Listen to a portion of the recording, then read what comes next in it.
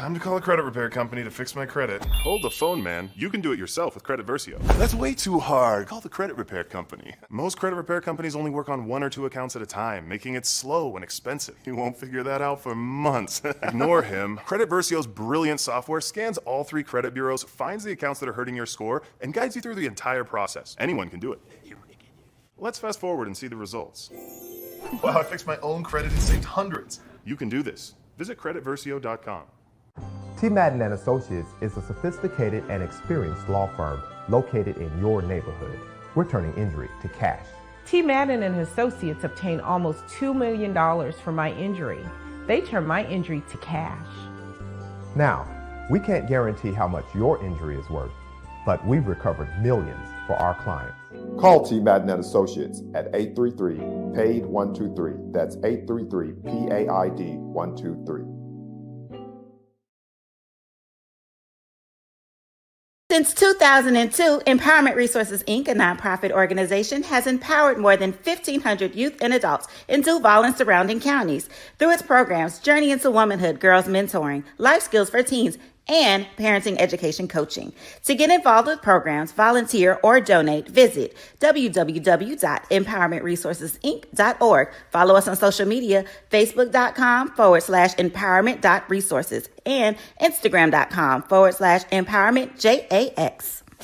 Thank you guys for what you do for HBCU athletics. This is a fantastic avenue for all of us. This is our ESPN, so we love what you guys do. Brian, AD, Roy, all you guys at BCSN. We really appreciate what it is that you guys do for us.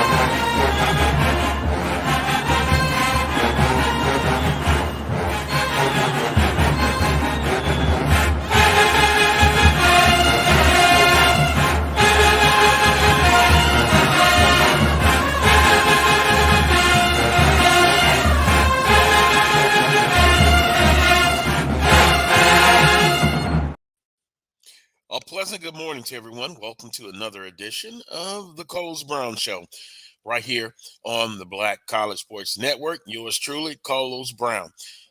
Joining us today on the guest menu will be Willa Brown. He will be with us the whole show, the entirety. Willa Brown, special guest co-host. Then also joining me will be the usual, Coach Vann Pettaway. He'll join me at about 11:35-ish here on the Coles Brown Show. Here's simply what's trending on the Coles Brown Show. Southern University baseball, they take game 1 of an important series. The Southern Jaguars are currently in 4th place in the Western Division. They're off to a good start in this series against Prairie View because last weekend, a disappointing effort, they dropped 2 of 3 to the University of Arkansas Pine Bluff. The NFL draft is come and gone. Isaiah Bolton, the only HBCU football player drafted in the 7th round by the New England Patriots. Of course, the same old story. Most of the HBCU football players, they're going to get their next step in the NFL via the undrafted free agent signings. And that's where most of um, those players are going to get to the NFL via that route. Also, the APR is out for 2021 and 2022.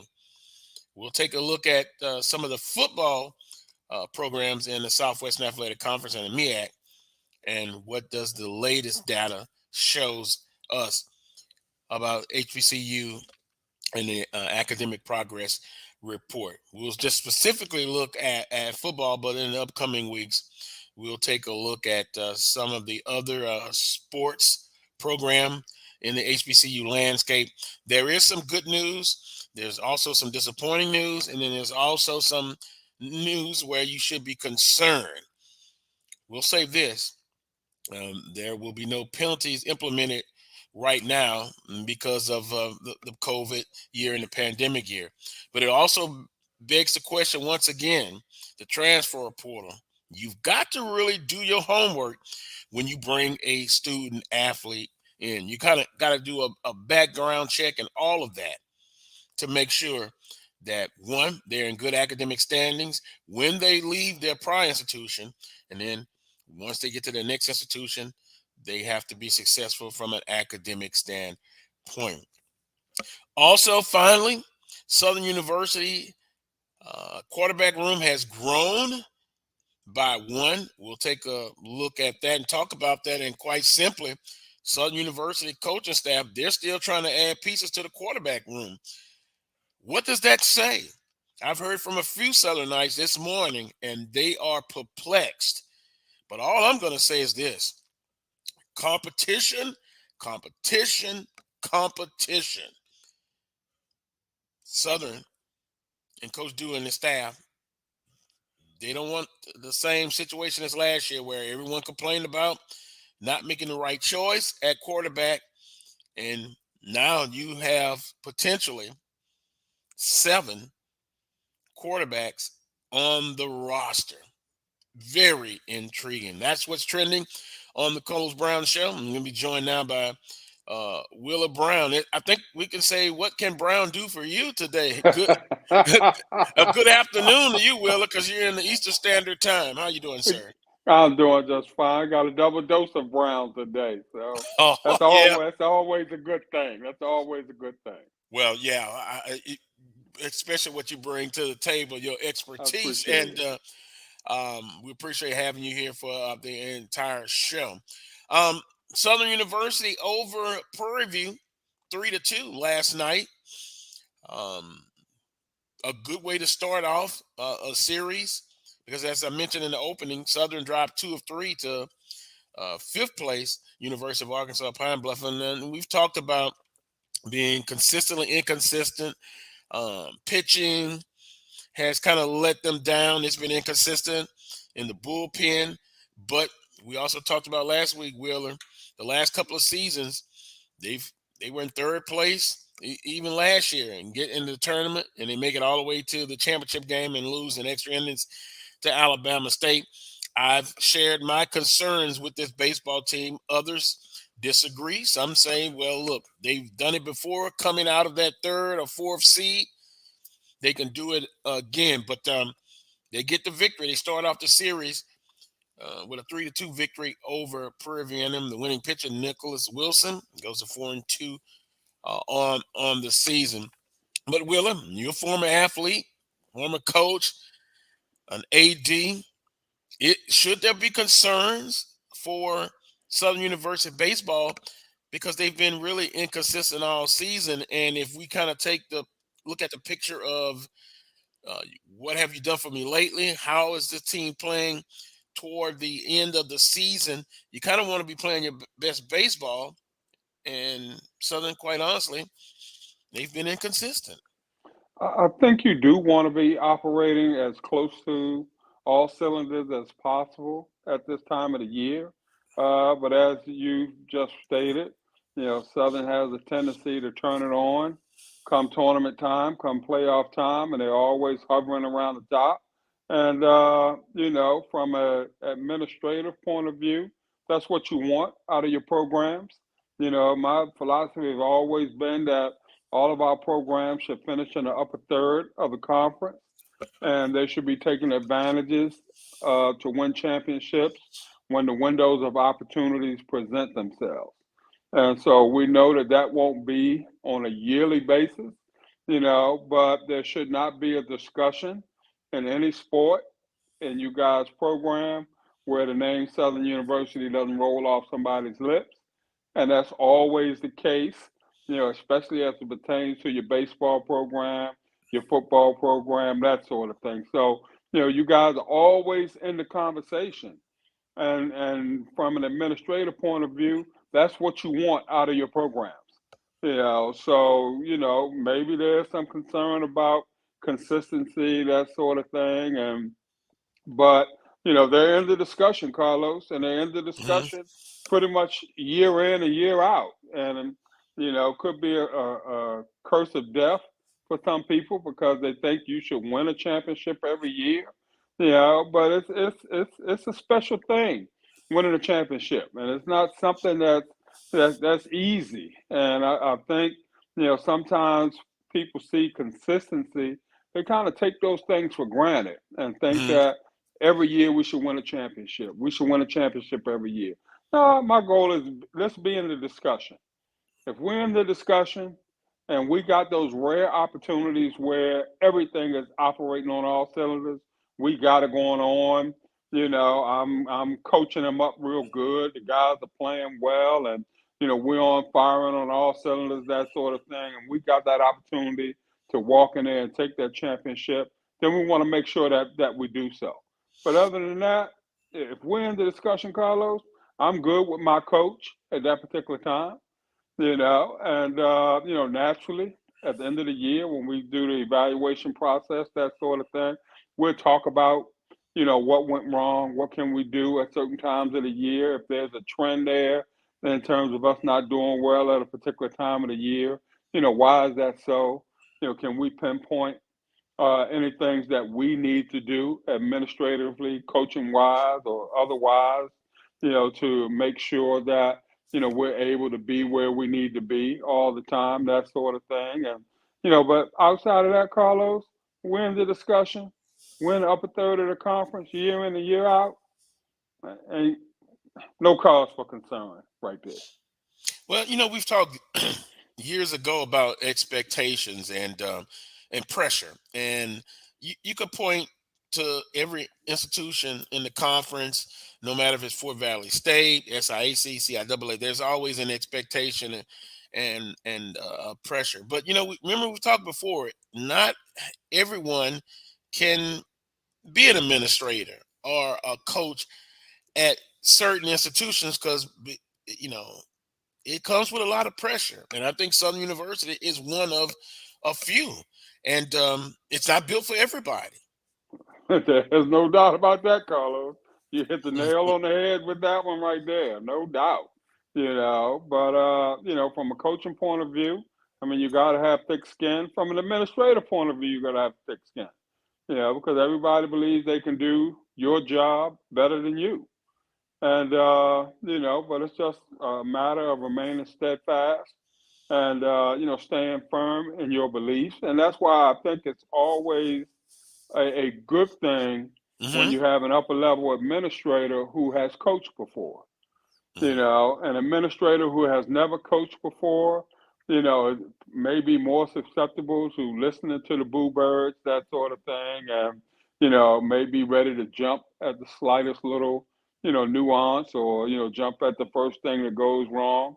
Whereas an administrator who has coached before, that's been through those situations before, really understands the ins and outs and how difficult it is to reach that pinnacle and how to cherish that sort of thing. So, to me, it's always kind of made a difference.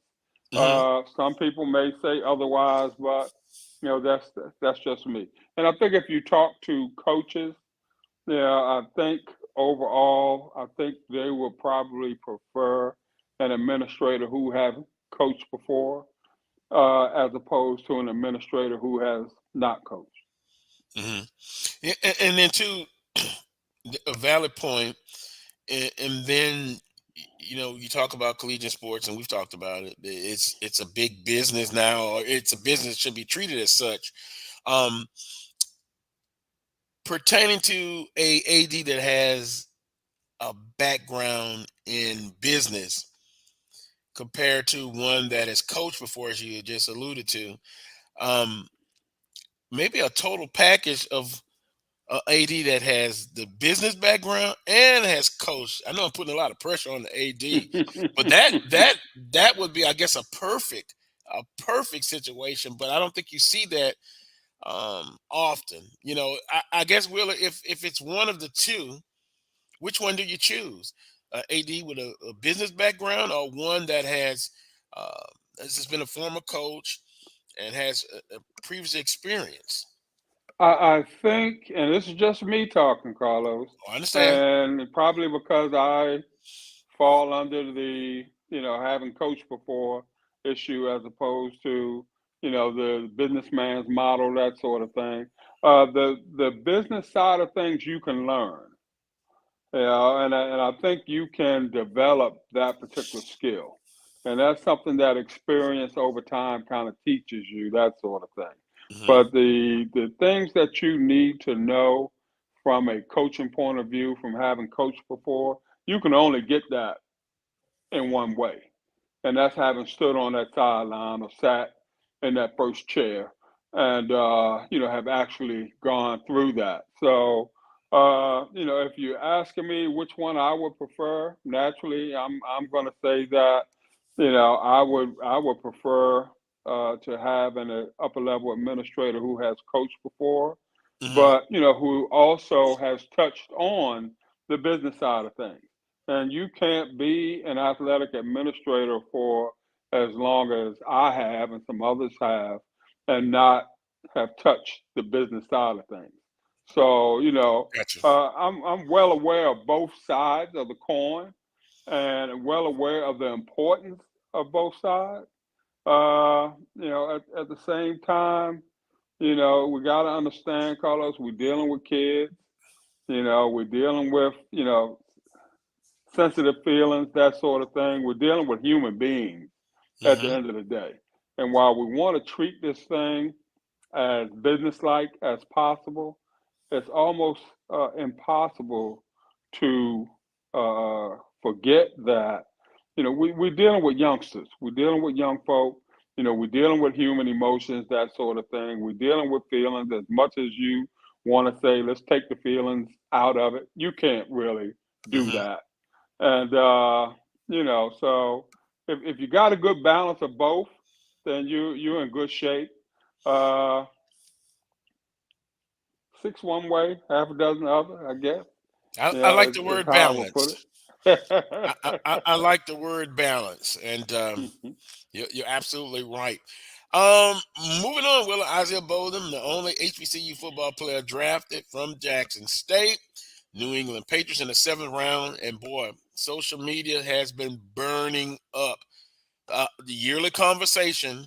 Now, last year you had what, three, four get drafted. Mhm. This year, and I think building off of those three or four last year, you kind of expected to trend upward as far as getting some HBCU football players drafted, and there were some that were, I thought, in my humble opinion only, were draft eligible. They were Mhm. going to get drafted. So now the storm, the social media storm, now it's blazing. It's like a E5 if you rate tornadoes and weather.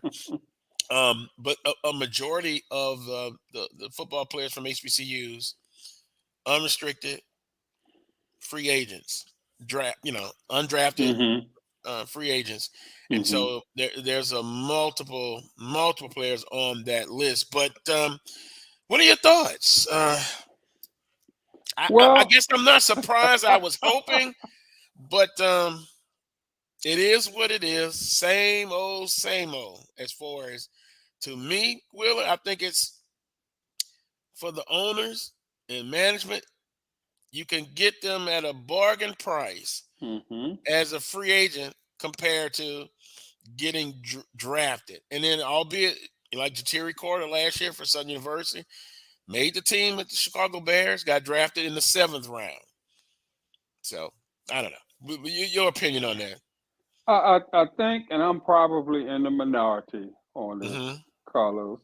I think those who are worthy of being drafted, okay, in accordance with the matrix that these teams are using in terms of assessing abilities and things of that nature, that things are going pretty much where they need to go.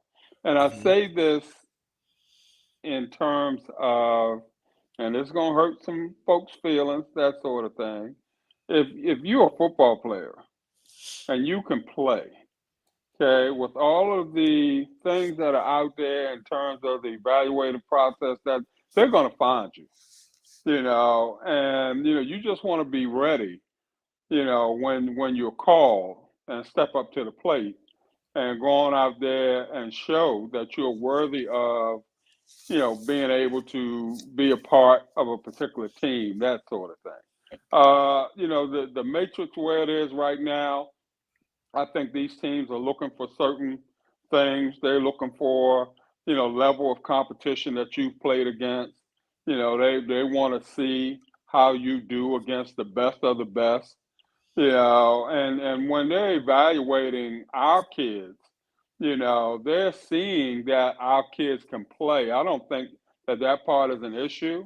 I think what they see is that the level of competition may not be what it is in terms of them being able to get a true feel for whether or not this kid can really get it done for my particular team, that sort of thing. Outside of the fact that it is a cheaper route, if I can get a kid as a undrafted free agent, naturally he's not going to cost me as much as if I spend a 5th or 6th round draft pick, that sort of thing. But to me, Carlos, if you are not picked in those first 3, maybe 4 rounds, you're probably better off being an undrafted free agent, because at least that way you can kind of pick and choose, from the suitors who are, coming after you, that sort of thing. When you're drafted, you're slotted to that one particular team. And I would rather, if I'm an offensive lineman, if I'm drafted by a team that has a good offensive line, where my chances of making that team might not be great, or if I'm an undrafted free agent, and I've got maybe 3 or 4 suitors out there, and I can pick a team who is short at the position that I play, where I may have a better chance in order to make that particular team, then it's going to behoove me on the front end, to go that route, as opposed to being drafted and going into camp, pretty much knowing that I don't have a shot at making this particular team. So I'm going into camp hoping that somebody else is going to pick me up at the end of the day, that sort of thing, as opposed to the possibility of signing with a team that needs people at my position, that I may get a longer look in terms of, them being able to assess my abilities, and hopefully get picked up from there. I mean, we had a kid at Fort Valley, our running back, who was Player of the Year, SIAC, and I think he signed a undrafted free agent offer with Denver. I think I did see that. Yeah, spoke with him last Monday or Tuesday. He stopped by my office, and we had a great conversation. And he had about maybe 3 offers out there, and chose Denver because, he felt that, there was an opportunity, a better opportunity for him at that position. And, and he kind of felt that, rather than be a 6th round pick or a 5th round pick or what have you, it was better for him to be able to pick and choose from the 3 or 4 teams who were out there looking at him. And so, I mean, it's, if you can play, Carlos, you might not get that money on the front end, but if you're a player, and you show your value and show your worth, you're going to get what's coming to you before it's all said and done. So, a lot of times we're hung up on the glamour of being an NFL pick, or being a first round or second round or third round pick, that sort of thing, as opposed to really just doing the best we can when we get that opportunity, and grind it out, and just throw it out there, and let's see what happens. But with all the things that are going on right now, and all of the different avenues in terms of evaluations and things of that nature, ain't, like I said, ain't no sleepers out there anymore. There's no such thing as a sleeper now. It might be some late bloomers here and there, but there are no sleepers out there. If you can play, people know that you can play. You're going to have some attention coming your way, and Lord willing, somebody may take a chance on you, roll the dice on you, that sort of thing. So that's kind of just my opinion. Yeah, well, the opportunity is there, and we saw last year several of the free agents made rosters and doing quite well. So make the most of your opportunity as far as those young men who didn't get drafted but signed free agent contracts. Work your tail off, and then first and foremost, get that paper, get that degree, because that will take you well after your playing days are over. And if you don't make it, hey, you can fall back on that. Want to say hello to everyone in the room. Chuck Hunt checking in from Monroe, Louisiana. Joseph, David, good morning. Carlos, good morning. Joseph, Johnny, good morning. Wheeler, all the love that they're showing us right here on the Carlos Brown Show. Jamar, good morning to you. Dr. Cavill, good morning. He says looking forward to the dialogue.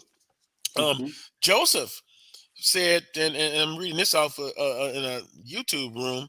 He says, good morning, Carlos. Good morning. I would be hesitant as a quarterback to sign with Southern as long as Dooley is the head coach.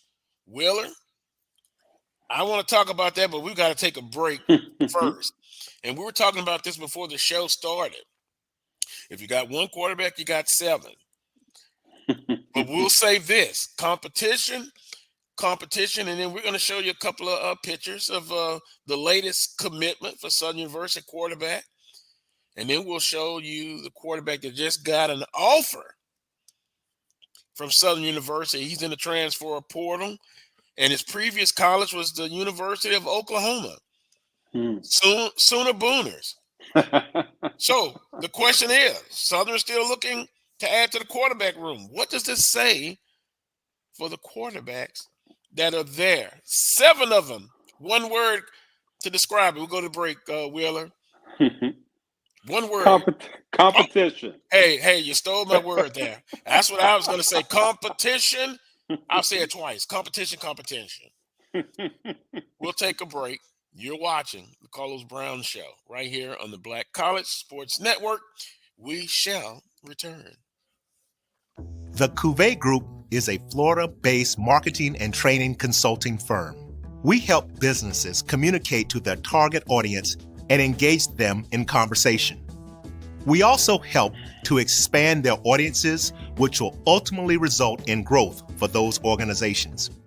In addition to being a certified constant contact specialist, my colleagues and I are also certified in John Maxwell Leadership Principles. We use these proven principles to conduct workshops, training, and private coaching sessions for individuals and companies looking to take things to the next level. Contact us to schedule a free consultation. Issues today, don't delay, call Cuvée. This is the Dean of the College of HBCU Sports, Kenyatta Cavill of Dr. Cavill's Inside the HBCU Sports Lab with Mike Washington and Charles Bishop. Come mix it up in the lab where the course lecture is in session every Tuesday from 6 o'clock p.m. Central Standard Time on Facebook Live, YouTube Spreaker, or the BCSN app. as we discuss all things about the HBCU sports culture, including exploring the week that was in the sporting HBCU diaspora, as well as the upcoming week of HBCU sports. With me, the Dean, the College of HBCU Sports, on Dr. Cavill's Inside the HBCU Sports Lab with Mike Washington and Charles Bishop. Course lecture dismissed. From novice to aficionado, find yourself here. High quality cigars plus personal customer service. Slow Burn is Waco's only mobile cigar lounge, featuring a meticulous, curated collection of premium cigars. Visit our website, www.slowburnwaco.com. That's www.slowburnwaco.com.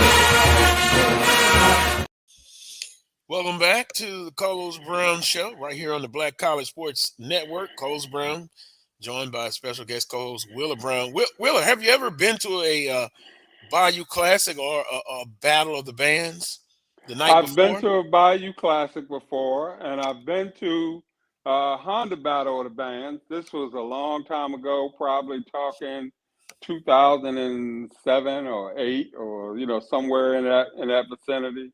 And so I mean, it's a joy to behold. Now everybody should go at least once in a lifetime, no doubt about that. Yes, it is. You gotta love HBCU culture, from academics to sports to the ambiance, all of that. The band culture, it's exciting.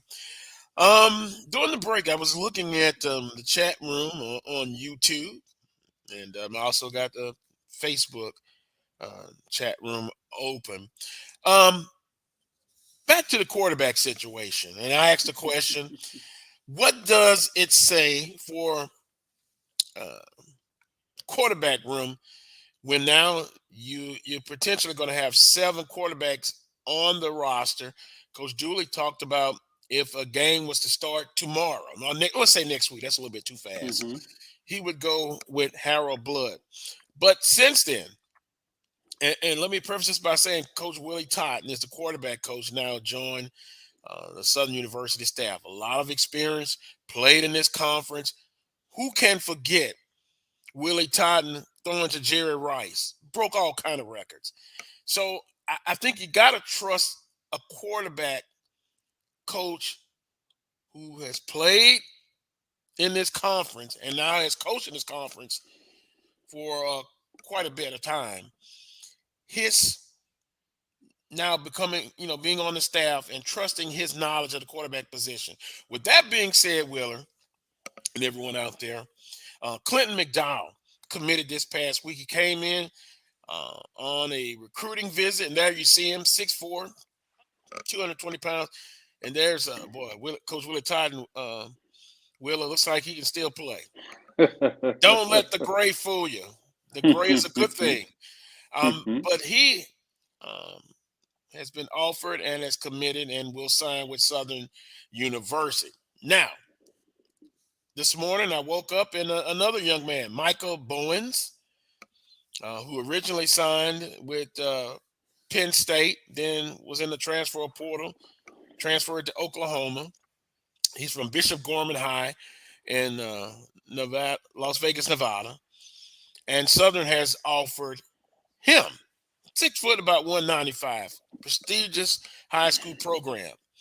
Now he has been offered. Now he hasn't committed. And if you go on his Twitter page, he says he's excited for the offer.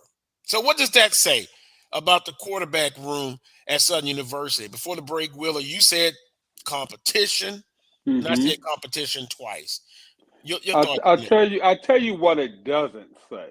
Okay, it Okay. doesn't say that coach is unhappy with the quarterback room.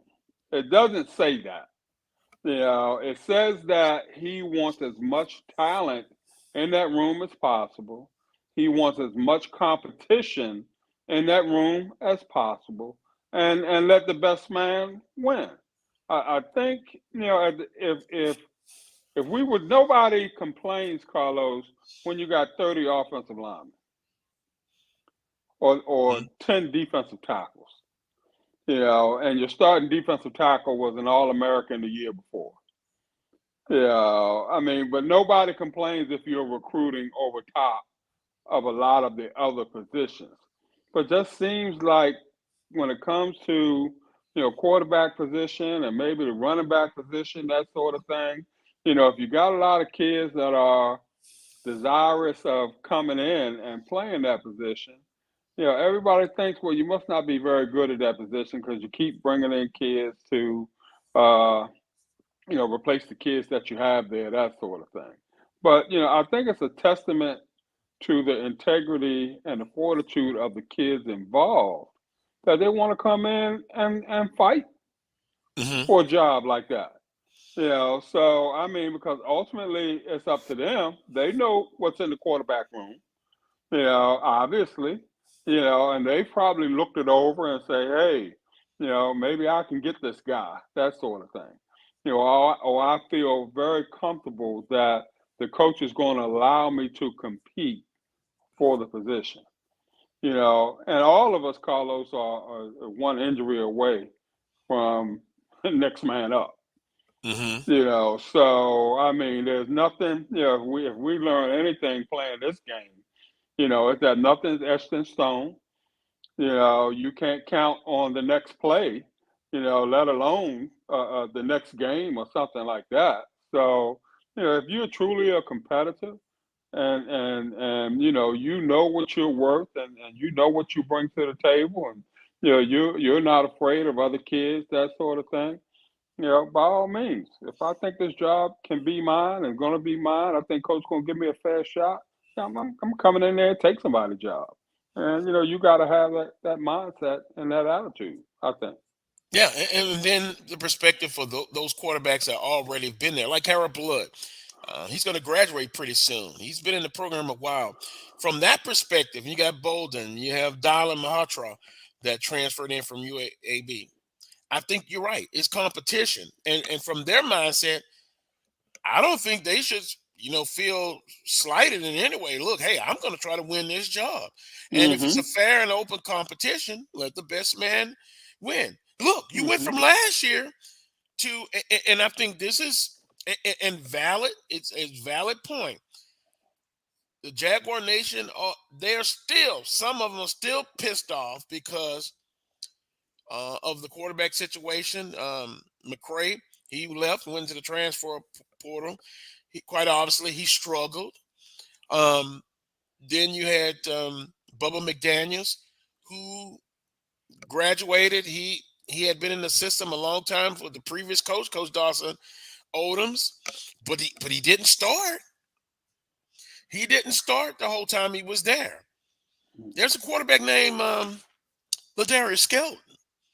And your good friend, Dawson Odoms, he went with that quarterback. Now, with that being said, they made it to the championship game 2 years in a row, and they lost to Alcorn. And, I won't let no one forget that. But then Coach Dooley, the criticism that he continues to get is because of the situation last year. The fans thought that Bubba McDaniels should have been starter from day one. Let me rephrase that. After the Texas Southern game, which they lost to Texas Southern, the fans wanted a change at quarterback. Coach Dooley is with the quarterbacks all the time. Mm-hmm. You have to, in my opinion, trust his judgment. Now, Mm-hmm. it didn't work out. It falls on Coach Dooley. But I'm past that. I'm past that. That was last year. This year, going forward, it's another year to analyze and see what happens after the end of the season. But my point is, I agree with you, Willer. I mean, competition. Let the best man win. Now, do you need other things in this program? You can never have too many offensive linemen and defensive linemen. I'm hearing there could be some news as far as an O-line commitment coming very shortly. Mm-hmm. But you can never have enough of those. Quality and quantity. Mm-hmm. And it seems like Coach Dooley and the staff, talking to members of the staff, you want to play 8 defensive linemen. You want to play the second string periodically throughout the game. O-line, the same situation. Mm-hmm. So, hey, I'm past it. Last year was last year. You can't change it. The fans are upset. They have a valid point to be upset, and I understand that. I think, but let it go. Well, let it go. And I think, Carlos, if you're making a decision based off of something a fan says, then what does that say about you in terms of your coaching abilities, in terms of how you feel about how you are judging and evaluating the kids under your tutelage? Fans aren't there at practice every day. I know I'm not. Fans don't particularly know the goals of a particular practice. I'm sure Coach Dooley is evaluating, kids on a daily basis, that sort of thing, evaluating practices and, throughout the week, and, then decides based on whatever matrix he's using, who's going to start, who's going to do this, that, and the other. And, sometimes, you make a mistake or what have you, but, I'm sure he's got some valid reasons in terms of why, he chose, the kid that he chose. And, when it was time to move on and move to this other kid, thankfully this kid came in and did well. But what if the kid didn't come in and do well? Would the same boo birds be saying, yeah, well, Yep. You see what I'm saying? So you're almost damn if you do, damn if you don't, Carlos, and so I'm hoping that, not only Coach Dooley, but all coaches, pretty much stick by their guns and, go through their, whatever their process is in terms of determining who plays, who doesn't plays, and, how they decide who gets in the game at what particular time, that sort of thing. Pretty much stick by your guns. Because nothing's going to get you fired faster than listening to the boo birds and, or making a change based off of what somebody in the stands has said, or, something like that. So, I mean, don't get me wrong. Yeah, I understand, but don't get me wrong. The fans have a right to give their opinion, and just like, and I understand that. We need to take a break, but Brian, the producer today, is telling me that we have got some interesting comments. Let me read this one. It's telling coach is not confident in that room coming out of the spring. Know when the spring will start. I'm not an insider, but all of this is just telling to me. Thank you, Johnny. And Joseph says Dooley couldn't make the right choice between 3 quarterbacks last year. How in the world can he be trusted to decide among as many 8 quarterbacks? Joseph, tell us how you really feel. I'll just say this. Coach Dooley is, when we talked about pressure at certain institutions, and all institutions have that pressure, but Coach Dooley has to do what's best for him. And he knows about last year and this year going forward. Hey, you can't say it's not enough competition in the room. And I think some quarterbacks, I don't think you're going to carry 7 quarterbacks for the upcoming year and going forward. Just my opinion.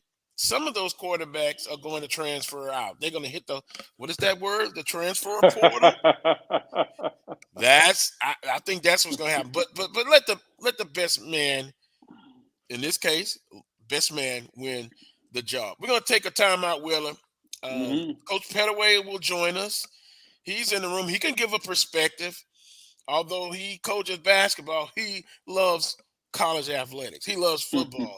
And we're kind of discussing right now, what does it say for Southern University fans and its staff that they're still adding pieces to the quarterback room?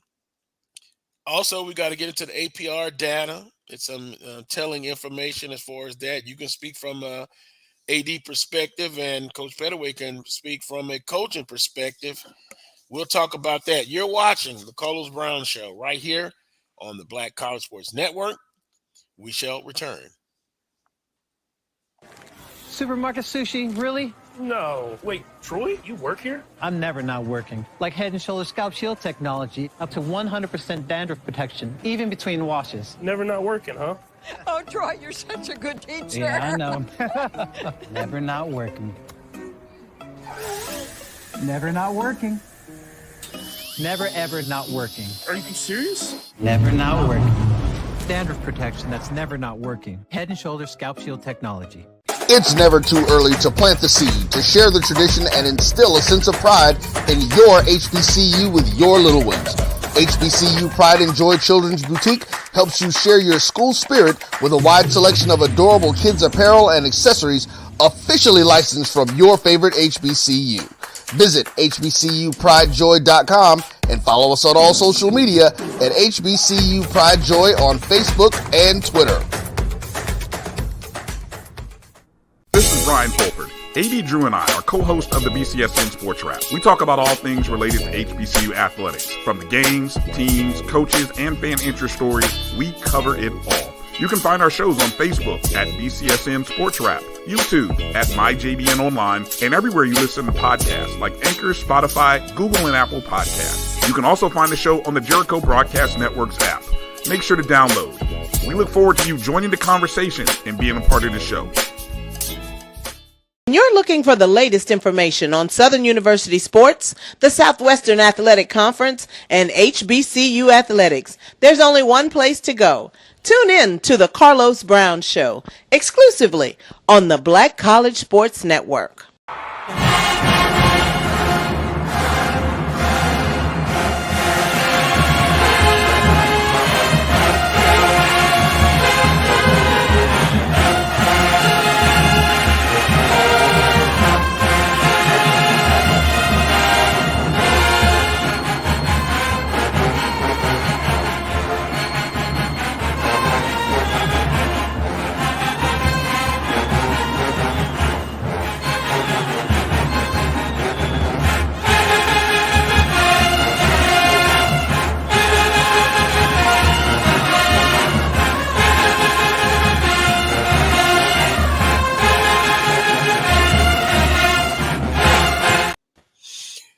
Welcome back to this week's edition of the Carlos Brown Show.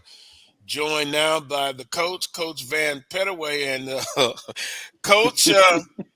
Boy, it's man, we got all kind of comments in the chat room about our last topic, quarterbacks. We've got, and we look. I appreciate everyone's comments. We're going to agree. Sometimes we're going to disagree. Sometimes we have to agree to disagree. The latest comment was Coach Dooley made a bad decision, and it wasn't about competition. No, it wasn't about competition last year. Yeah, the decision, I agree. I think it was a bad decision. But this year, 2023, going into fall camp, although you've had a spring, I think it's about competition. And to me, that's a good thing. May the best man win. Coach Pettaway, welcome back to the show, and you kind of come into a firestorm about quarterback. Is that equivalent to a point guard in basketball? Absolutely. And it was equivalent to building a team. And I don't think at any time do you not need players now. And you can never have too many. I think even in basketball, we're going to have our first and second teamers, but we have all the others.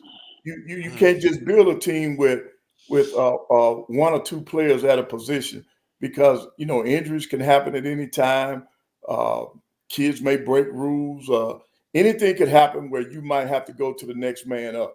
So I don't think you can ever have too many people. And when you have a lot of players, all that does is breeds competition. That means that you just can't sit on your laurels. You got to be ready to play. You got to compete every day. And when you compete every day, it makes the team stronger. That when you have individuals that have to compete for a position, it makes the entire team stronger. So I'm all for having multiple players at each position. I don't care what the sport is. You got to have depth. You must have depth, and you got to have competition if you plan on being successful. And boy, Wheeler, not even thinking about it, I forgot about the two outstanding freshmen that they signed to come in. But albeit now, Coach Pettaway, to me, still the competition has opened up for those freshmen that are coming in. But my goodness, in the grand scheme of things, if it's me, unless they just head and shoulders above everybody else, I'm going to redshirt them, and I'm going to get them acclimated to the academic side and becoming a freshman, in your college career. In the best case scenario, just in my opinion. But now if they could come in and win the competition, and it is open to them.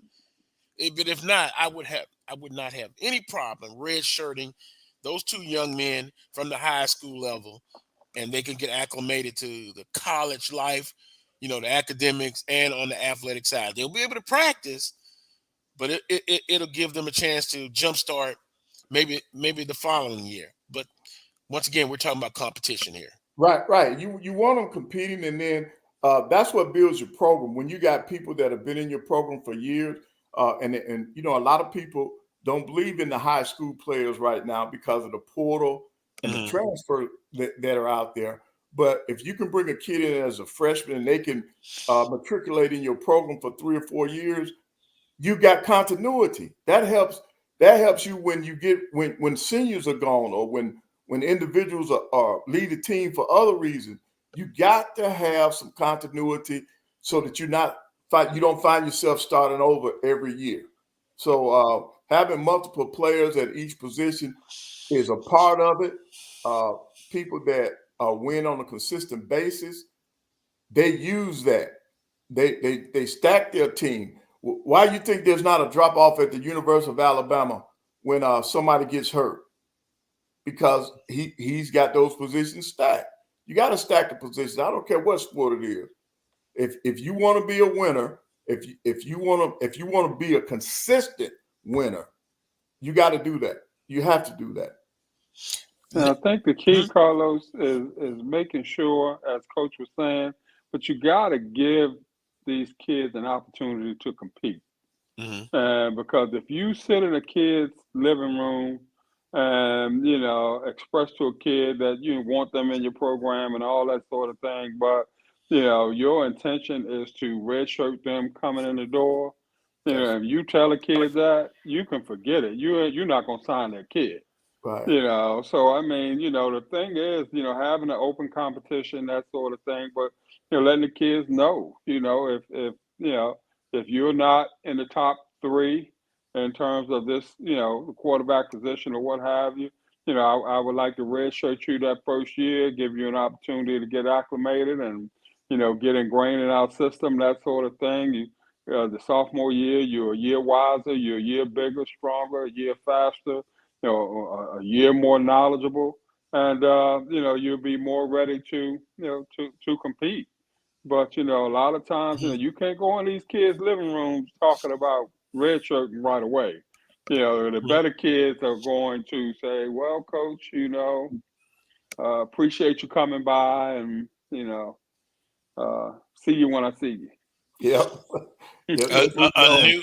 It's a new day, huh? A new time.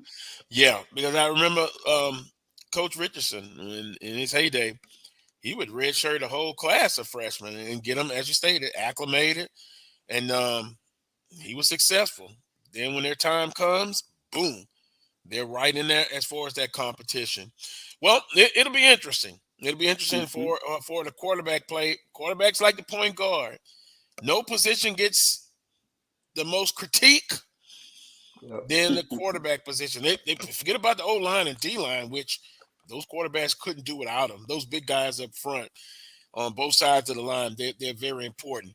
The APR is calculated each year by considering the academic eligibility and retention of each student athlete on a team. Eligibility is determined by a student athlete's grade and progress toward their degree, while retention is determined by whether a student athlete remains enrolled in school and on the team from the semester to semester. The APR calculates a score for each team based on the academic success of its student athletes.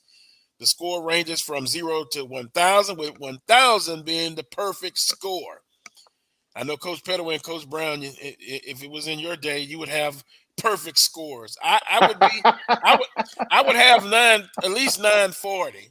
But you guys are very smart. Typically, teams that score below the 930 benchmark would have to face penalties that encourages an emphasis and prioritization on academics. However, due to the current penalty suspension in place, teams falling below the minimum 930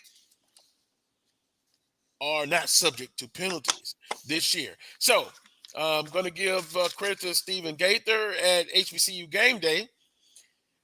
Some just football scores that he put in his article. Howard, 962. And remember, 930 is the minimum threshold. Hampton, 955. North Carolina Central, 944. Again, this is football only.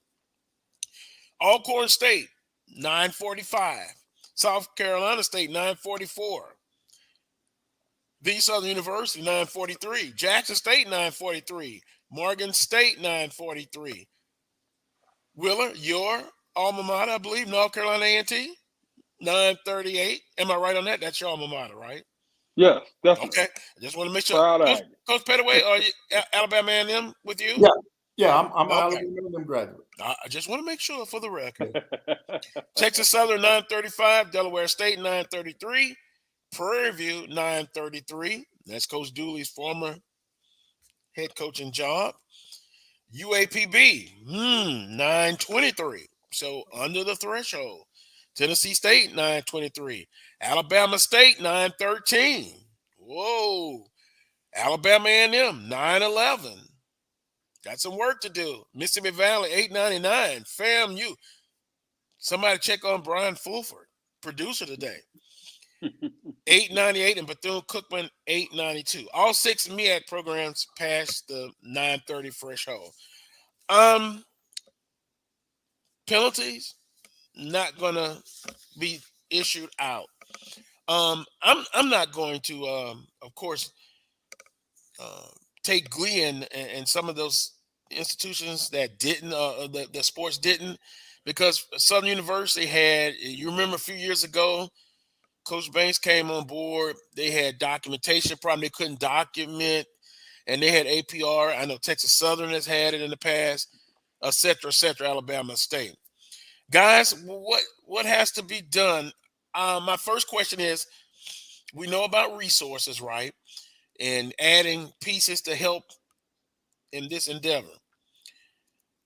But someone asked me at work this past week, what percentage of responsibility goes to the student athletes? And I'm gonna come from that angle first, guys. What do you think? Majority responsibility, or is it a shared responsibility by the institution and the student athletes? Well, and I'll go first, Coach Pettaway, if you don't mind. Yeah, that's fine. Carlos. I believe that the students should bear the brunt of the responsibility. Mm-hmm. You know, and when I say the brunt, I'm talking 85 to 95%. It's on the student. They got to get it done. Mm-hmm. You know, I think that, you know, the best that we can hope for from an administrative point of view is that we have the mechanisms in place to catch these kids, you know, when they fall, that sort of thing, to be able to guide them in the right direction in terms of getting the help that they need, from an academic point of view, that sort of thing. But I think the key, as you just said, Carlos, and you can't put enough emphasis on that, is only the penalty has been waived for this year. Mm-hmm. The score is not waived.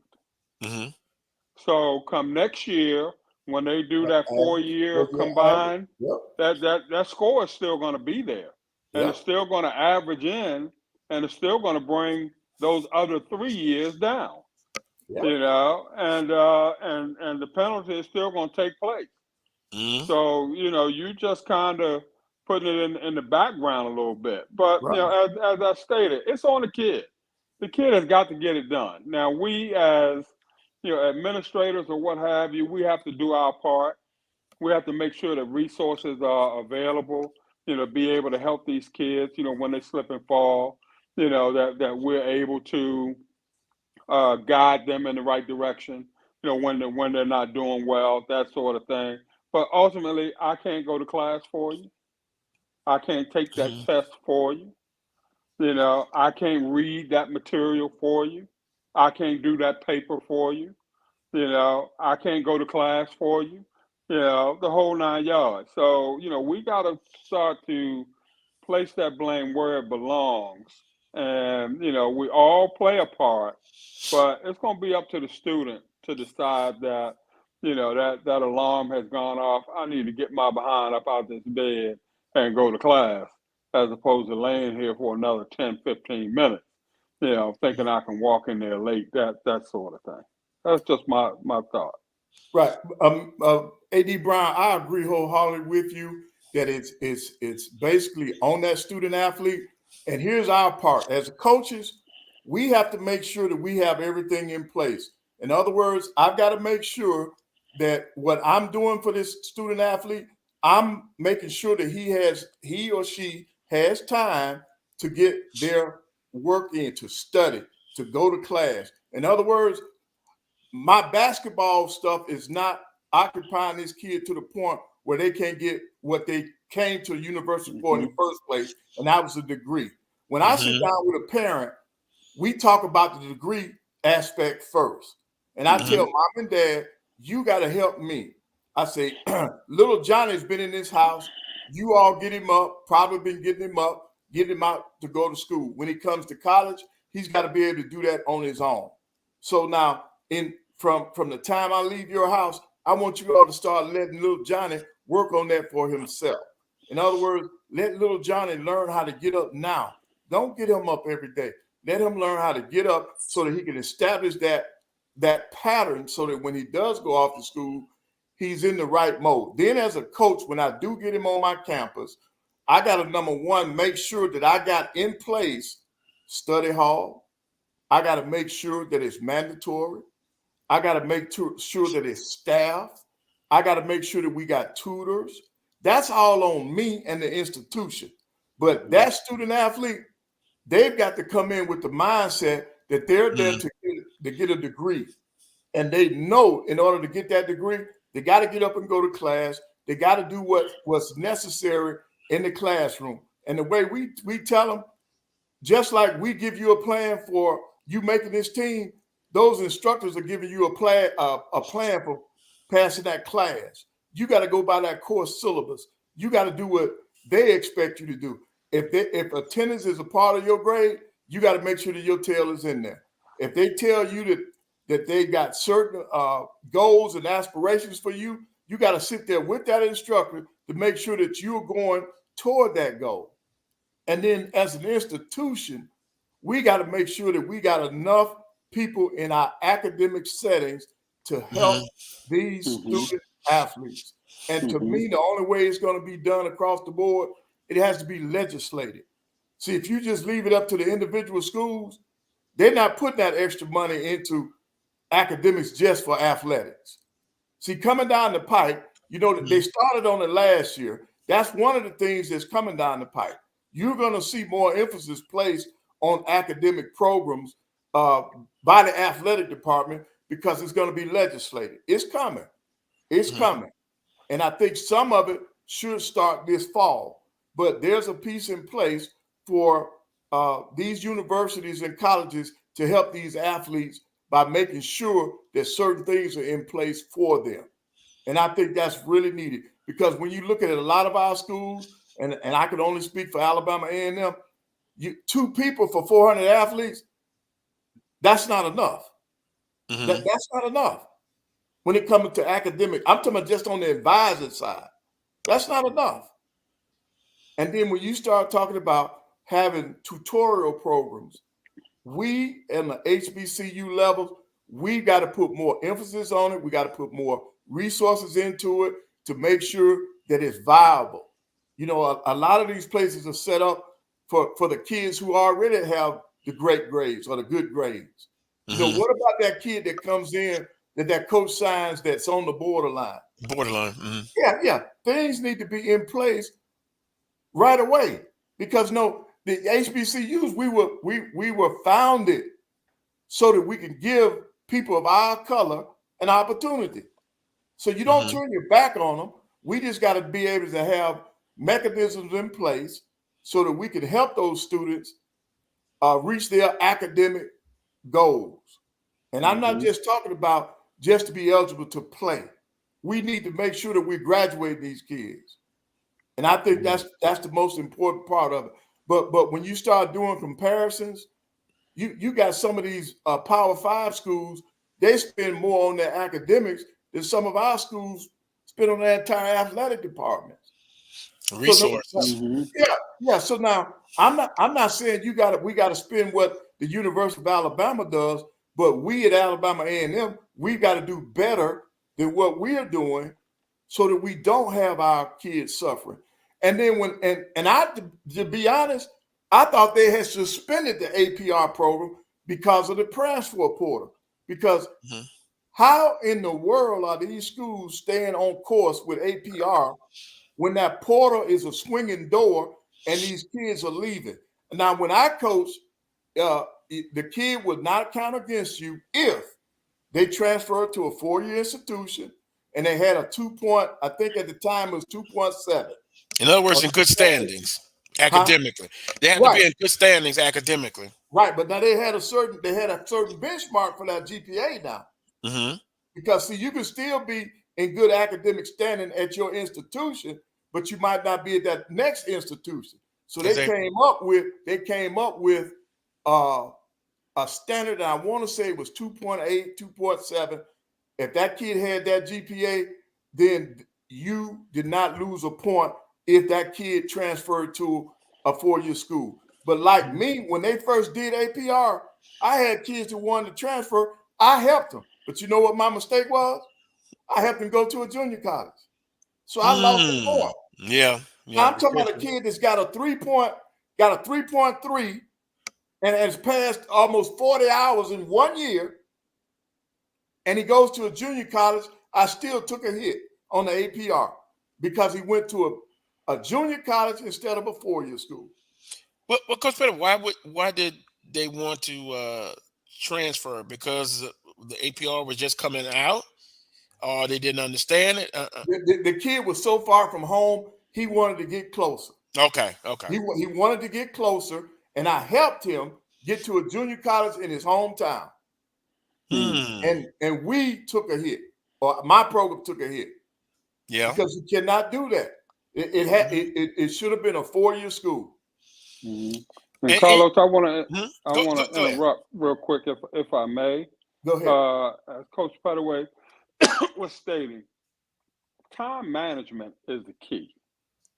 Time management. You can't put enough stock in those 2 words right there. Time management. You know, kids got to be able to manage their time wisely, that sort of thing. You know, I mean, and the second thing is this, okay? A kid don't become a bad student when he gets to your school. There's some indicators out there before that kid arrives that kid may not be as good a student as, you know, we would like for them to be, that sort of thing. And so we need to have the mechanisms, as Coach was saying, in place, you know, to help these kids.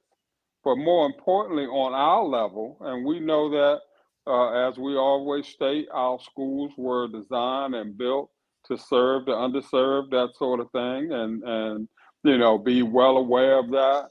But what we have a tendency of doing in our quest to do that, we oversaturate our support system.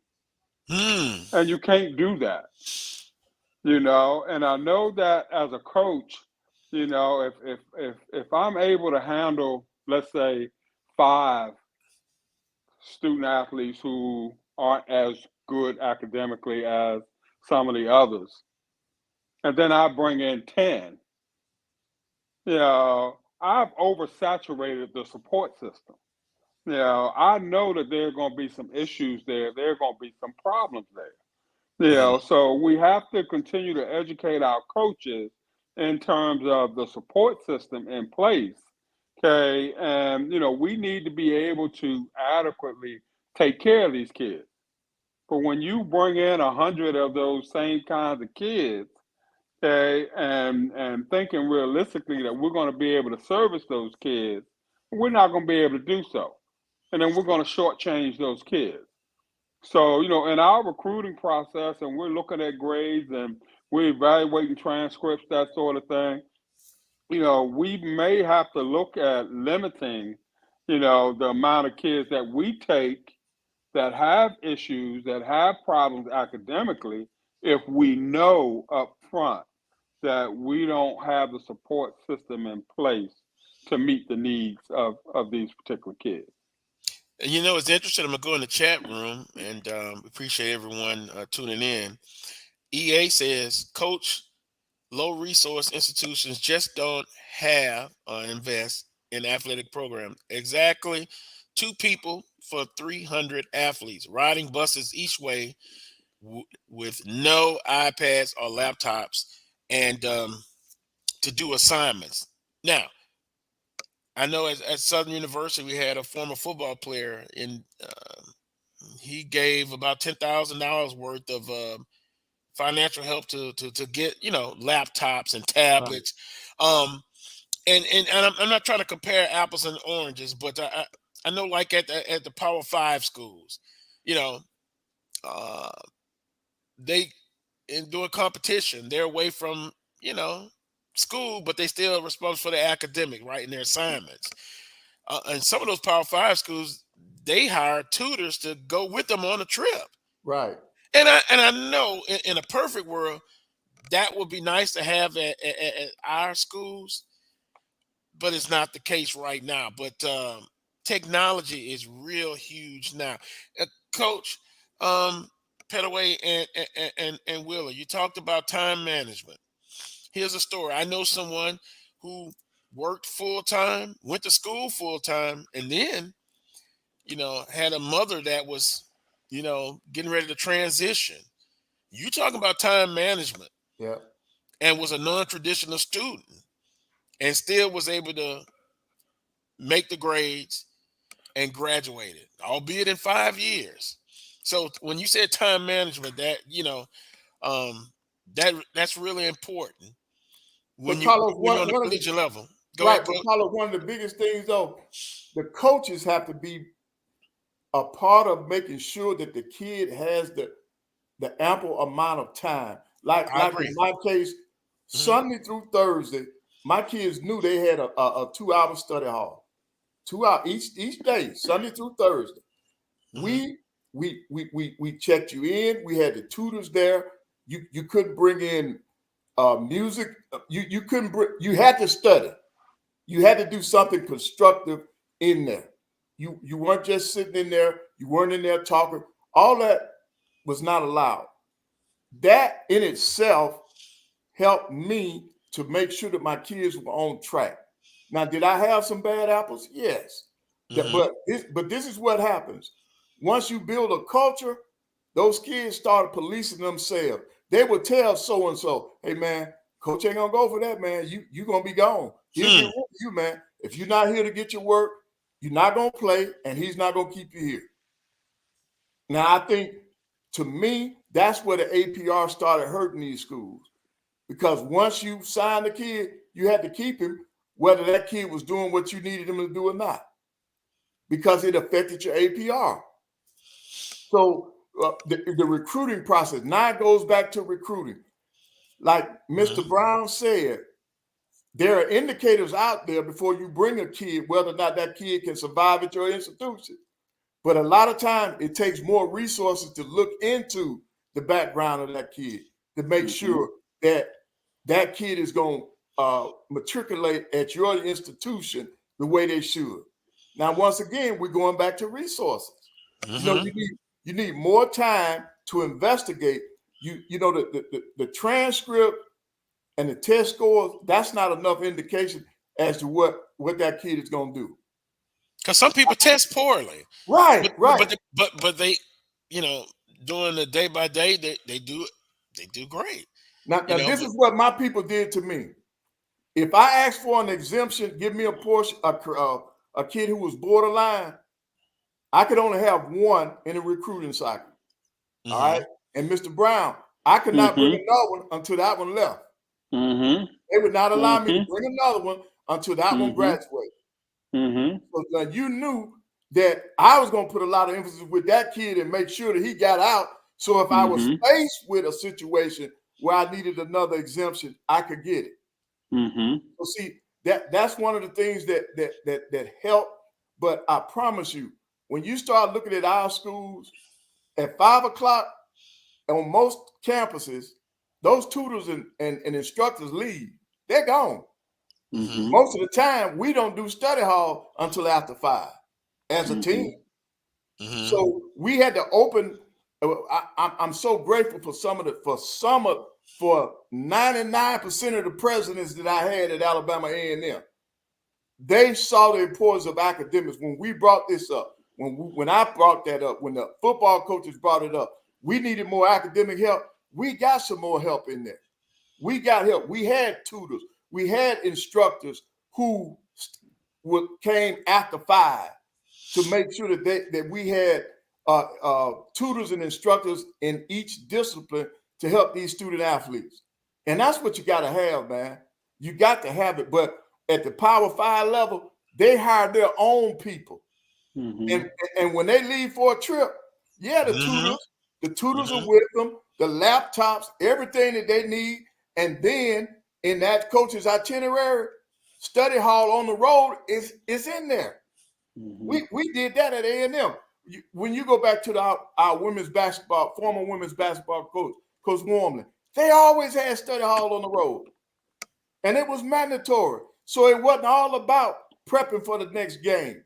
They still had the academic piece in there. Those kids still had to get work done when they were on the road. And that's what all of the schools need to be doing. But with technology, they got to put them laptops in them kids' hands so they can keep up with what's going on. So we're going to take a break. When we come back, we'll pull up our colleague here at the Black College Sports Network, Dr. Cavill, makes an interesting point. So I'm hearing resources, I've heard investment, time management. Those were a couple of words that are very important and to remember.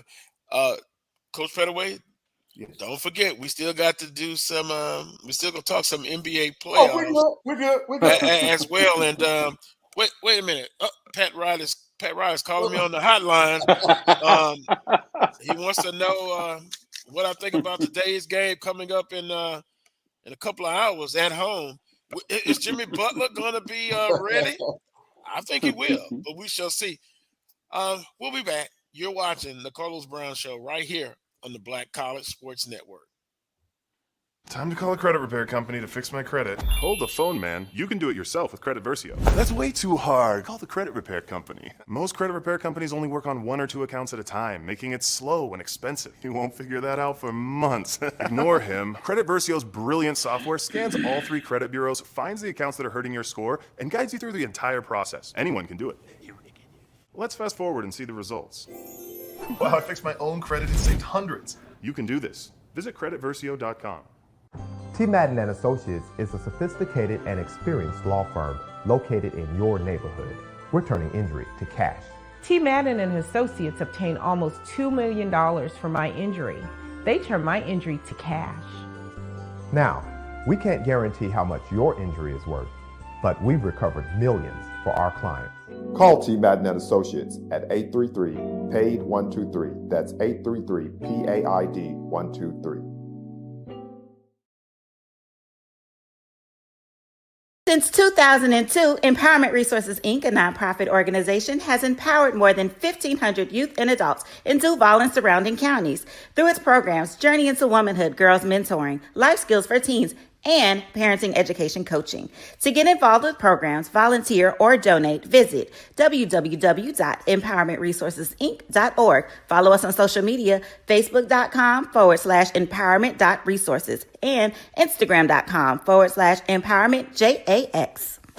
Thank you guys for what you do for HBCU athletics. This is a fantastic avenue for all of us. This is our ESPN, so we love what you guys do. Brian, AD, Roy, all you guys at BCSN. We really appreciate what it is that you guys do for us.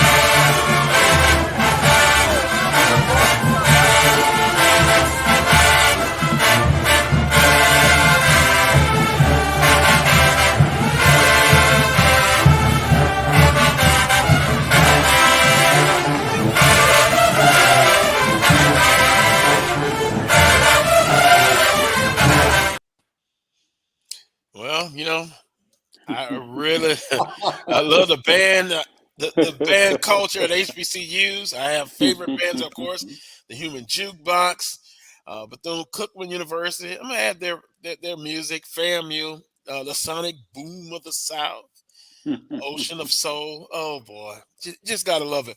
Welcome back to this week's edition of the Coles Brown Show right here on the Black College Sports Network.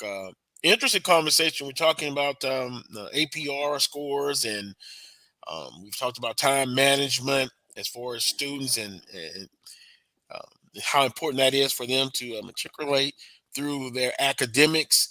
Also, their student athletes as well. Academics comes first. Now, I want to read. I'm going to the chat room, and Dr. Cavill, a colleague of it here at Black College Sports Network. He's at Texas Southern University, of course. He says both are part of the model at TSU Athletics. One, increasing resources for the department beyond what was provided 15 years ago. And two, a formula for the academic evaluation of incoming college athletes. Right. And Texas Southern had a situation like Southern and Alabama State, where when the APR came out, a guy running that department at the time is not a commissioner of the Southwestern Athletic Conference, Dr. Charles McClellan. So TSU gets it. And to your point, what you guys were talking about, what is needed, that's the blueprint right there. That's the formula. So we've also talked about investment and having more of those academic resources and personnel. And let me add, what they do is important. So when you add the pieces, also, you got to pay them a decent salary. Right. But with that being said, I know sometimes at a low, resource schools, sometimes financially, it's tough for them. But in this case, this is something where you've got to get it done if humanly possible. But see, Carlos, that's why I said it needs to be legislated. Mm-hmm. If the NC2A legislates it, In other words, you got to do certain things if you're going to be the part of Division One. You know, there's no gray area. There's no we'll do it when we want to. No, if you're going to be a part, you're gonna provide X amount of dollars in personnel for these student athletes for them to matriculate at your university. Every committee I've ever served on with the NC2A, I've told them for our level, if it's not legislated, some of the places it's not going to happen. So if they want to be a part of Division One, you need to put it in place. Now, Carlos, I want to remind you of something now. A lot of times, even though you may take a hit on the APR at one point now, when I was in the SWAC basketball, I know of 3 teams that won a championship, and they trace it back to them having reduced practice time. Listen to what I'm saying now. Listen what I'm saying. If they reduce the amount of time that you can practice, guess what that does for your team? It gives you you don't have heavy legs in February and March.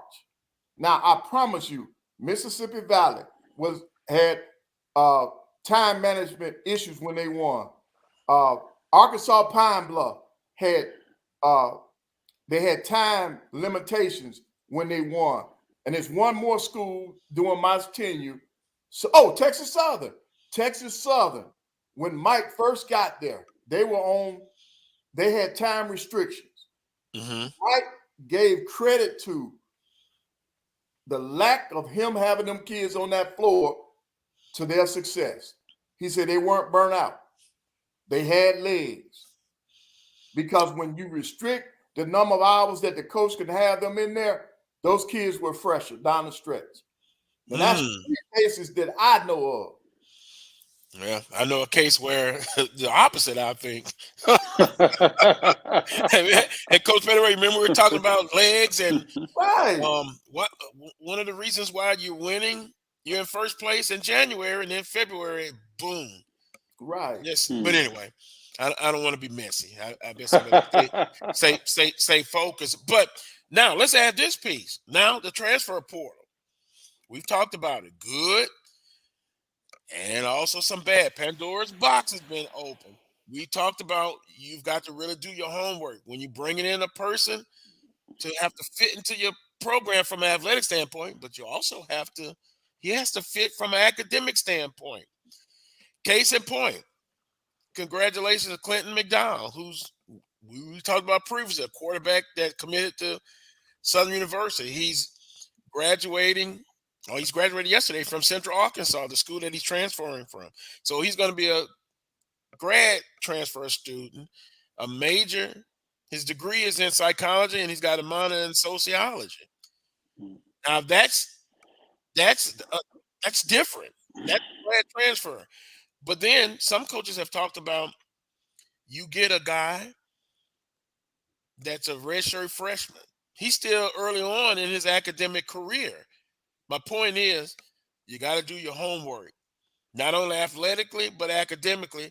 Yeah. Bringing a lot of kids into the transfer portal. And we've seen some teams that have overhauled their whole roster. Well, let me back up. Not the whole roster, but a good portion, 40 to 50% of their roster. Should we then be looking at what is going to happen after this year when the next APR scores come out? Will that have an effect if you're transferring, bringing in 40, 50% new people to your roster, guys? Yeah, I think it eventually affected it. It has to, because the numbers have to match. I think, like you said, I think the benchmark is 930, and they even talking about raising that to 940. Yeah, you're right. That's going to be tough. If you got schools that aren't making 930, how the heck they going to get to 940? And when you're bringing in transfers and you're losing people to the portal, all of that has to be tied in. Right. So I think it's AD Brown, I just think it's going to be tougher. It is, and it doesn't.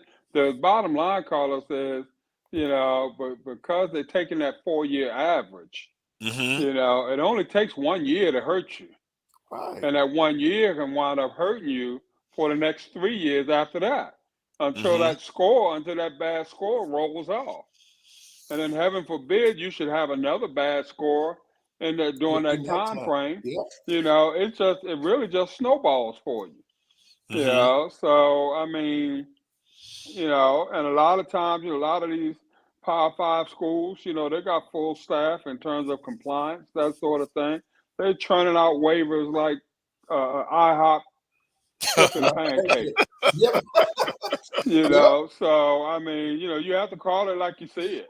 So not only are they spending in the area in terms of tutors and academics, things of that nature, but they're also spending in terms of finding the resources and the people necessary to take advantage of any loopholes that may be out there in terms of a kid not doing well. Mental health is a big thing now. NCAA giving mental health waivers away like lunchtime at Chick-fil-A. I mean, it's so I mean, they leave a lot of outs, a lot of things there that you can take advantage of if you have the people on staff that able to interpret these things, that's able to write good waivers that may be approved, that sort of thing. So it's a whole lot to it, Carlos. It's a lot to it. Wait a minute, sounds like the IRS. Uh-oh. I guess I did say that. Carlos, that's why I always say a successful program has a lot of entities that have to be in place in order for you to succeed. And I mean, we can coach, we can have come up with all the X's and O's, but if we don't have them Jimmys and Joes on the court or on the field, we're not going to be successful. And in order to have them on the field, we cannot control everything that they need to be successful. So you have to rely on other parts of the campus to help you be successful. Wow, interesting. EA in the chat room says, so let's be honest, the agile, mobile, hostile athlete, what we call dogs today, are more in the gray area academically. So coaches who got to win now want those kids. And that's probably true for us, for our level. And I would say this, Carlos, back when I was the athletic director at North Carolina A&T, I had a football coach.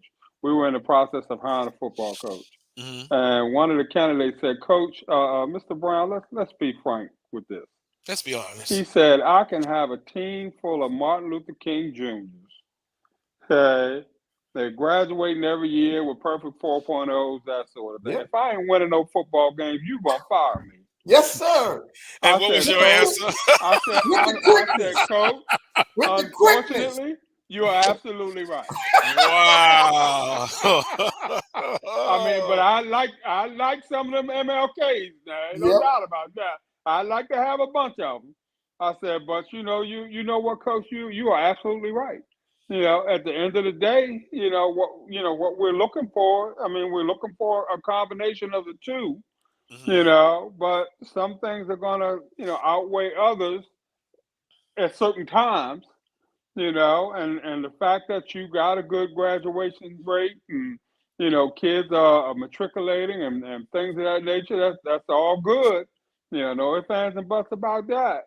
But at the end of the day, we got to have some W's to go along with those L's. Or we're gonna have to look at making a change of some sort. So you got to be able to juggle the two and balance the two. And it's difficult. That's my word, balance. I like that word, balance.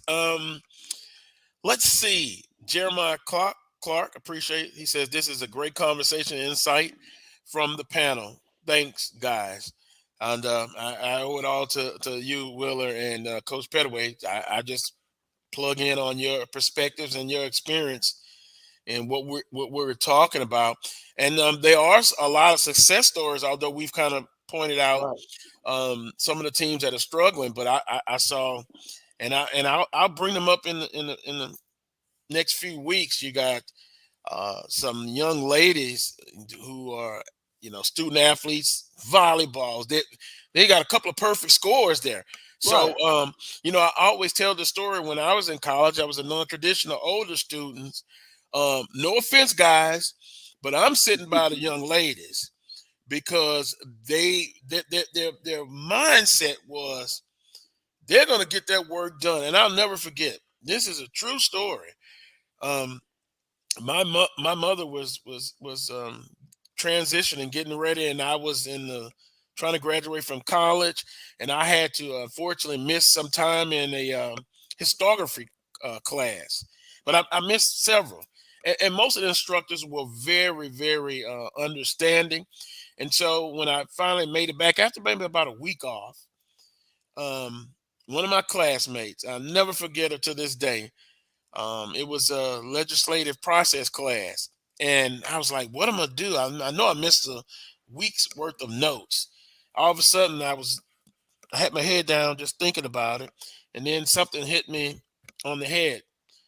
My classmate had given me all the notes that I missed. That's outstanding. And, I thank her to this day because I was able to go over them and it helped me to continue. And by the way, I made an A in that class. That's good. And but you and all of that to say you got to have a little help along the way, Right. overcoming adversity. And so those student athletes don't give up. But I would always sit by the young lady. I scanned the room and I listened to the conversation.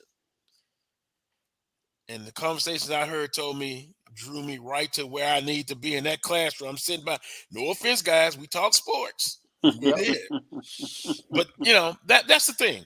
You gotta be able to overcome some adversity. So student athletes, don't give up. Right. You got. There are some resources. Yeah. Do we need more at our schools? Yes. But take advantage of the resources that are there to help you and time management. That is the key in college. Being able to manage your time. I know you have to have fun. You got all kind of activities going on. But hey, like Coach Eddie Robinson said, it's God, school, then the other things afterwards, guys. Right. And I'll share this. I'll share this, Carlos. My freshman year at North Carolina A&T, and I came in as a high school All-American and all the stars and stripes that go along with that sort of thing, and wound up earning a starting position as a freshman, and didn't go to class, and at the end of the semester, I think my first term GPA was like 1.4 or 1.5 or something like that. And Coach Hornsby Howell, the head coach at A&T, he called me in his office, and he said, "Son, I'm giving you the rated G version of what he said." But bottom line was, I'm getting ready to send your behind back to Baltimore because obviously you didn't come here for the right reason. Right. And I'm sitting there almost in tears, that sort of thing. Coach, I can't go back home. I can't, that ain't an option for me at all, and I wound up telling him, I said, "Coach, just give me one more chance. I promise you I will not get below a 2.5 the rest of my time here at A&T." And he said, "Well, okay." After he sat there for about 10 minutes and, stared me down and picked the phone up and put the phone back down. He was calling my mom, put it back down, that sort of thing. And he said, "Okay, I'm gonna take this chance." And, but that was my wake up call right there. And I didn't get less than a 2.5 the rest of the way. But sometimes it takes that wake up call, for you to, get things in perspective and turn that thing around, and that's where these coaches come in. Right. They have so much power, Carlos. A lot of times they don't understand, how much power they wield over these young kids. These kids grasp their every word, everything they say, because coach said it, Mom, this is how it is. This is what needs to happen. My coach said this. My coach said so. And so our coaches definitely, in the grand scheme of things, they're going to have to do a better job also, in terms of turning it up a notch and making sure that the academic side of things is just as important to them, as the athletic side. Right. So I just wanted to share that little nugget there. Yeah, Right. I And Mr. appreciate it. Brown, see, you someone gave you an opportunity. He gave you a kick in the pants to get you jump started. And that's what we all have to do as coaches. See, if the coach establishes that academic has to be part of the program, the kids will fall in line. And then Carlos, the example you gave, I promise you, my kids, you call up any one of my former players right now, they'll tell you one of the first things I told them, I use myself. I said, man, when I was in school, I surrounded myself with smart females. I said, because if I'm around them, they would help me when I was falling down. Or if I didn't know something, I could get to them. And I would tell them, when you go to class, don't necessarily sit by the person that you think might look the best. You wait to see who has the knowledge in that class. That's right. To that person. I said, because fellas, if you can't do it on your own, you're going to need some help. I said, because if you don't get it done academically, I got two things that I'll give you. I'm going to give you an apple and a funny book. I'm going to give you the apple so you don't get home. I'm going to give you that funny book so you don't get bored on that bus when I send your tail home.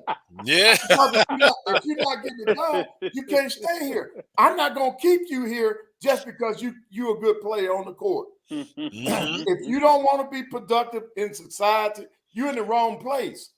I said, now you go back to when I sat and talked to you and your mother. What I'm telling you right now is what I said in front of her or in front of them. If you come to me, I got certain rules and regulations we're going to follow, and let's start with the academic side.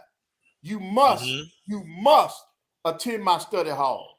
You must get your work done. If you miss class, you will miss the next game. It's just that simple. It's just that simple. And I think that the culture has to be established by the coach and his staff. It's got to be, man. I agree. Hey, Coach Pettaway, Coach Brown, I agree. And we've just relayed some stories, true stories. Right. And so, it's no excuse. You can be successful. You really can. Well, that was an interesting segment, APR. Let me do this.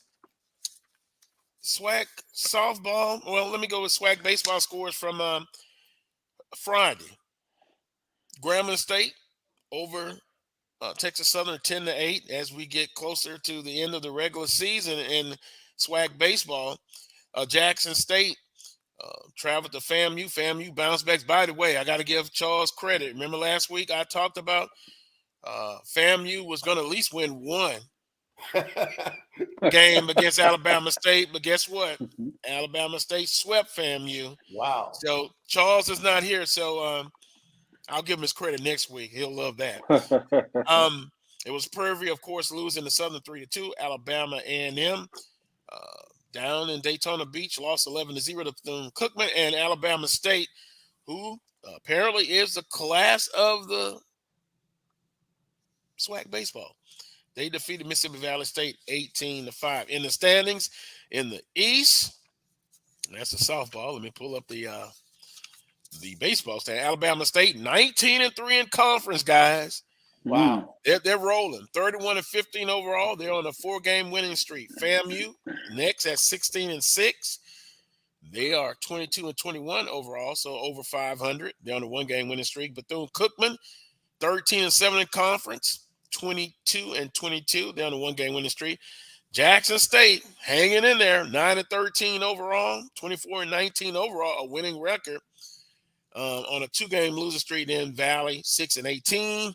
Alabama A&M brings up the rear. In the West, Grambling State 16-5, 22-22 overall, 1-game winning streak. Texas Southern 13-6 overall, 27-17. Texas Southern has moved up to second place. Prairie View half game back, 13-7, 17-29 overall. Southern 10-8, 16-23 overall on a one-game winning streak. Pine Bluff 5-16 conference, 13-12, 13-28, overall. And Alcorn State bringing up the rear, 3-19 in conference play, 6 wins and 35 losses. It's been tough. Coach Williams in year 2 at Alcorn State. There's no way to go but up. In the softball standings, Alabama State in the East, 17-7. Bethune-Cookman, 15-9. Alabama A&M, Coach Pettaway, 13-10. Yep. Third place, Jackson State, 13-11 in conference play. FAMU, 12-11. Mississippi Valley State, 1-23. In the West, Prairie View, 22-2. Number 1 overall. Give credit to them. They've been doing it not just this year. Grambling State 15-9 in conference play. Texas Southern 12-12 in third. Alcorn State 11-13 in fourth place. Southern 8-16 and Pine Bluff 4-20. So Southern and Alcorn battling for that last, spot in the Western Division. Coach Pettaway, in NBA, Willa Brown, NBA playoffs. When you look at it,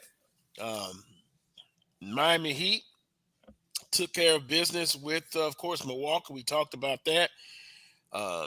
Playing on the New York Knicks. They got a big game this afternoon. Series tied at 1-1. But Coach Pettaway, Miami was this close. They had them to go up 2-0, playing without Jimmy Butler. The biggest question going into today's game, and by the way, Coach, I saw him on the bench after that loss because Miami led most of the game until the last 4 or 5 minutes. Did you notice that smirk he had on his face? Like, we had you. You got away. I think he plays. He's had multiple days to rest that ankle, but that ankle's a rolled ankle's a tender situation. Right. And then being on the road, I think right now with the series at 1-1, if Jimmy Butler does not play, I don't see them winning. I just don't see them winning. And see, Bam has to step up. Lowry has to step up. Love has got to score more. Now he's doing a good job of rebounding and outletting the basketball, but I think he needs to look at if Butler's not going to play, Love has to score more points for them. And then of course you all had a great game from Vincent. I think he had 17 the other night. Well, he's got to continue to play well. But Jimmy Butler is the glue. He does it on both ends of the floor.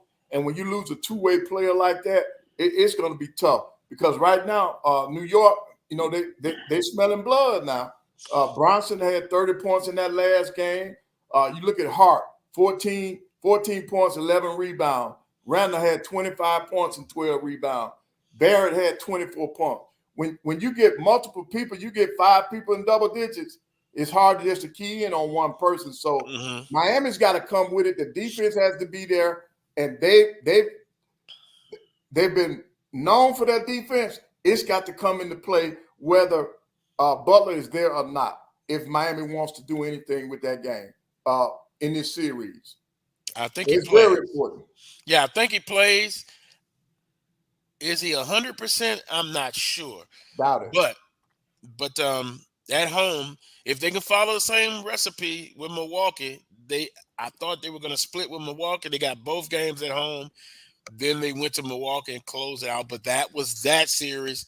It's a different series now. Boston and Philly. Woo!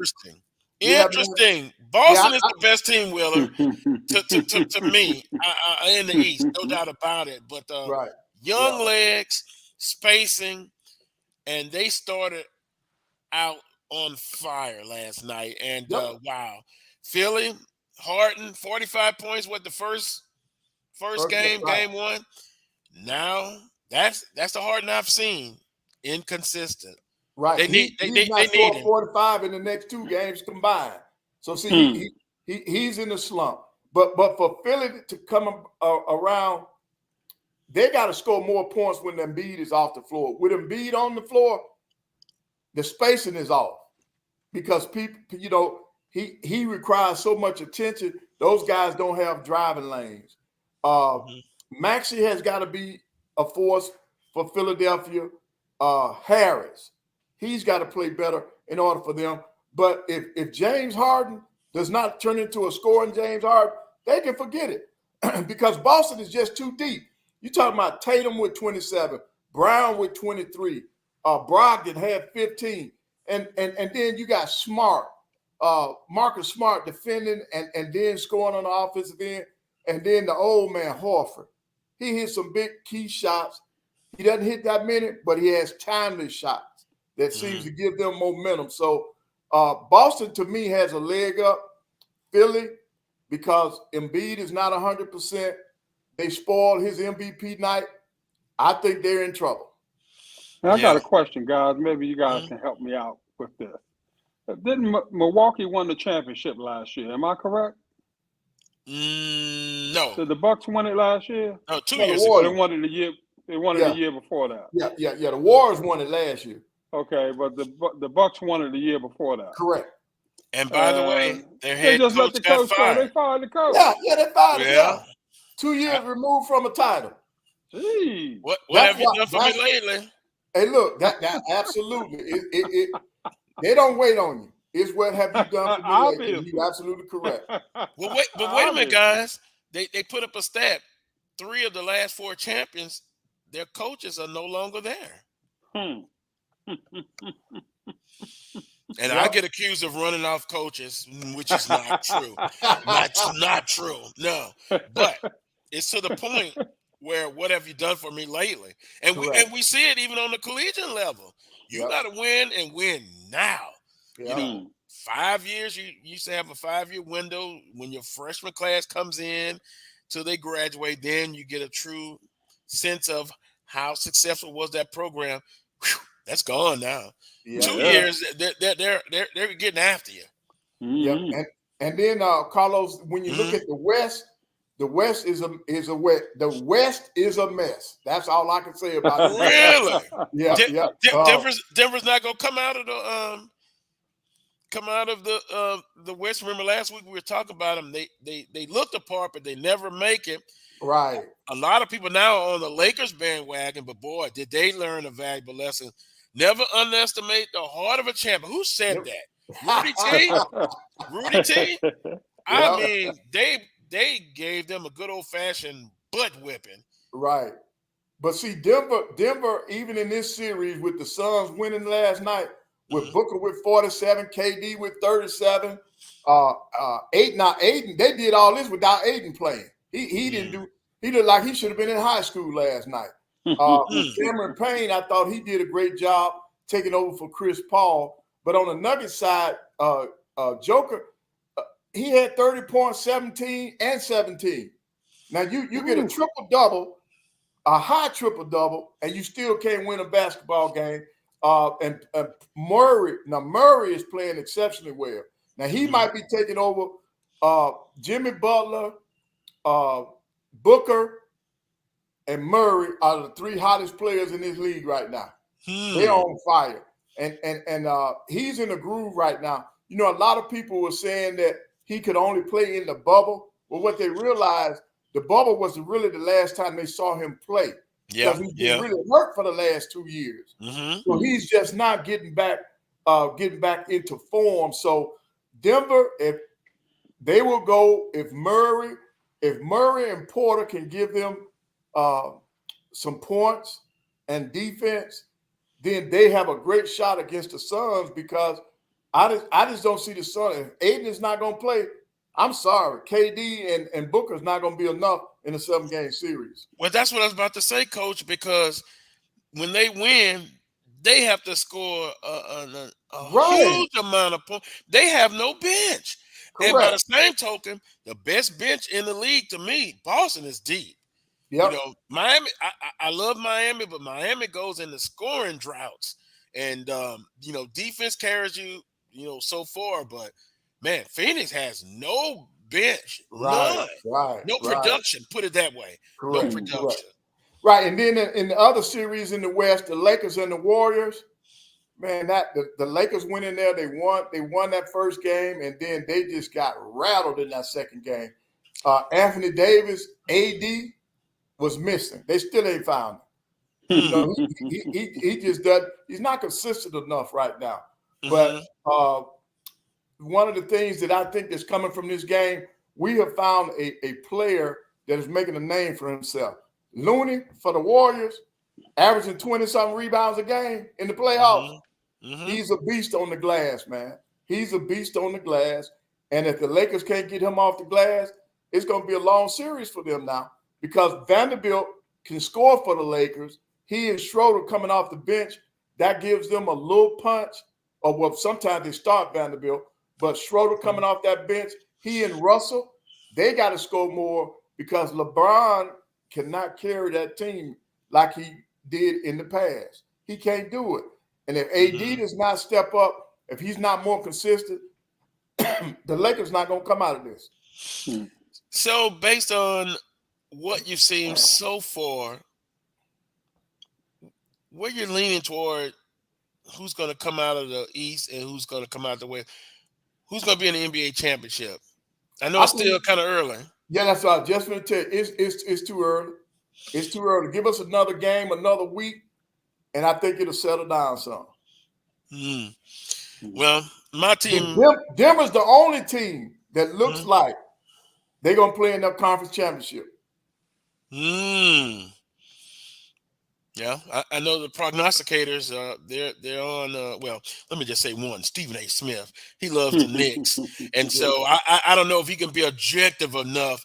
He's got on the orange and blue glasses. He can't see straight, but no. I really think that Miami will win the series against the Knicks, but I don't think neither one of them is ready for Boston. No, I would agree. I'm a Heat fan through and through, but I'm objective.